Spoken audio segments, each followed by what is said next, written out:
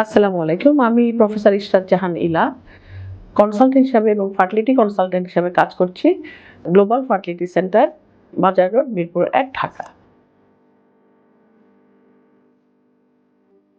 TVS, that is transvaginal sonography. Transvaginal sonography এক ধরনের ultrasonography যেটা কিনা ভাজাইনাল রুটে করা হয়।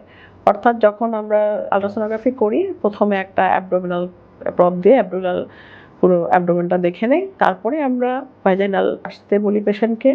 তারপরে আমরা ওটাকে ভাজাইনাল প্রব দিয়ে ভাজাইনাল রুটে দেখি।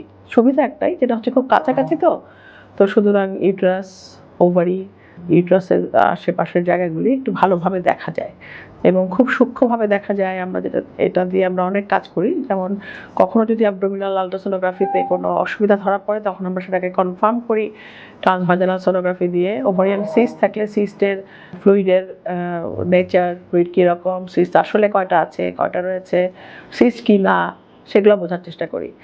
আর হচ্ছে যে আমরা সবচেয়ে বেশি ইম্পর্টেন্ট, সবচেয়ে বেশি কাজে লাগে সেটা হচ্ছে ইনফার্টিলিটি ট্রিটমেন্টের সময়। ইনফার্টিলিটি ট্রিটমেন্টের জন্য ট্রান্সভাজাইনাল একটা প্রব, আল্ট্রাসোনোগ্রাফি, এটা একটা স্টেথোস্কোপের মতো। একজন ডাক্তার যেমন স্টেথোস্কোপ ছাড়া চলতে পারেন না, সেরকম TVS প্রব ছাড়া একজন ফার্টিলিটি স্পেশালিস্ট চলতে পারেন না। কারণ আমরা যাকে তখন ইন্ডাকশন দিয়ে থাকি তখন কিন্তু আমরা ফলিকুলোমেট্রি করি। অর্থাৎ ডে টু ডে, ডে 6 থেকে আমরা ডে টু ডে তার ইমপ্রুভমেন্ট দেখতে থাকি, যে ফলিকুল বড় হচ্ছে কিনা, এন্ডোমেট্রিয়াল থিকনেস পাওয়া যাচ্ছে কিনা এবং কেমন হচ্ছে, এন্ডোমেট্রিয়ামটা কেমন হচ্ছে, সেটা ভালো কাজ করবে কিনা। আমরা যদি IUI করি অথবা IVF করি, তাতে ভালো কাজ করবে কিনা, সেগুলো বোঝার জন্য খুবই প্রয়োজন।